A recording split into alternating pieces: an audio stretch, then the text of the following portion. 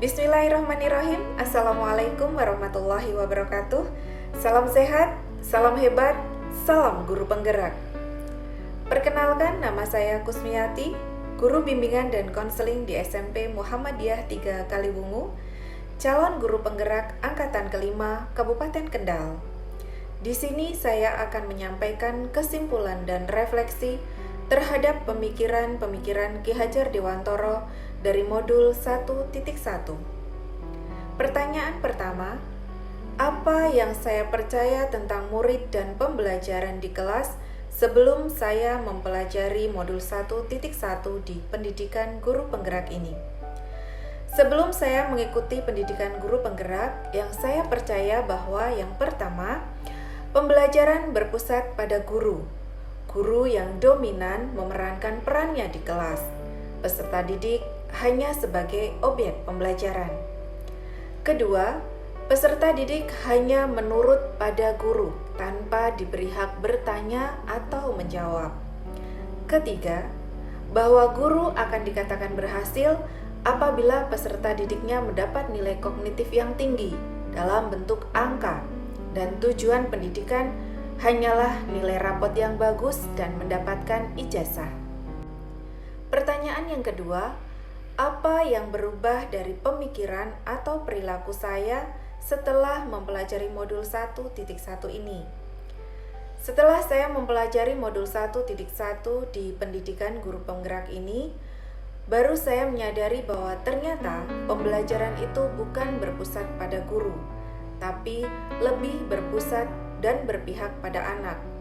Sebagai pendidik bukan hanya mentransfer ilmu saja. Istilahnya petani bukan hanya menyebar benih atau menanam tanpa dirawat, dipupuk, atau dicabut rumput-rumput liarnya. Sebagai guru berkewajiban untuk menuntun, membimbing, dan membersamai anak sesuai dengan kodrat anak yang tidak suka diperintah. Kodrat anak adalah bermain, maka kita dituntut untuk mampu menciptakan suasana belajar yang menyenangkan agar anak merasa nyaman dan bahagia dalam menjalani proses pendidikannya. Peserta didik juga memiliki kodrat alam dan kodrat zaman. Kodrat alam adalah potensi yang dimiliki anak, ada lingkungan, keluarga, kemampuan yang mendukung pendidikan, dan kodrat zaman, di mana peserta didik harus memiliki keterampilan yang sesuai dengan zamannya. Terlebih zaman teknologi yang serba canggih ini, kita harus bisa membekali mereka untuk bisa bersaing di era globalisasi ini. Selain itu, bekal ilmu agama dan budi pekerti, penanaman nilai-nilai karakter mutlak diberikan. Ilmu tanpa agama akan membawa orang dalam kesesatan. Jadi, ilmu dunia dan ilmu akhirat harus seimbang. Yang pertama, layanan bimbingan konseling yang berorientasi pada anak atau berpusat pada anak, sesuai dengan potensi dan kebutuhan anak, berdasarkan need assessment atau angket kebutuhan peserta didik yang telah saya sebarkan.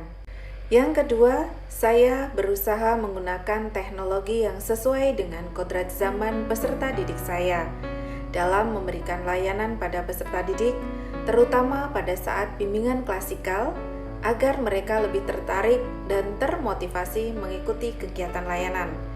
Tidak lupa, saya akan menyelipkan ice breaking yang menyenangkan agar anak tidak jenuh mengikuti layanan, jadi belajar sambil bermain tentu akan lebih menyenangkan. Yang ketiga, membuat kesepakatan kelas bersama-sama dengan peserta didik. Bersama-sama kita akan merasa nyaman dalam kegiatan layanan bimbingan dan konseling. Selanjutnya, saya akan menggunakan model pembelajaran yang dapat menanamkan karakter sesuai dengan profil pelajar Pancasila. Antara lain, untuk menumbuhkan kemandirian dan kepercayaan diri, saya menggunakan problem-based learning. Cooperative learning digunakan untuk menumbuhkan sikap gotong royong dan kerjasama, serta project-based learning untuk menumbuhkan kreativitas belajar peserta didik. Terakhir, sebagai wujud profil pelajar Pancasila yang beriman dan bertakwa kepada Tuhan Yang Maha Esa, yaitu melaksanakan berdoa sebelum dan sesudah pelaksanaan layanan bimbingan dan konseling. Demikian refleksi dan kesimpulan terhadap pemikiran-pemikiran Ki Hajar Dewantoro yang dapat saya sampaikan dari modul 1.1. Tetap semangat Bapak Ibu guru hebat, selalu bergerak maju menuju merdeka belajar. Wassalamualaikum warahmatullahi wabarakatuh.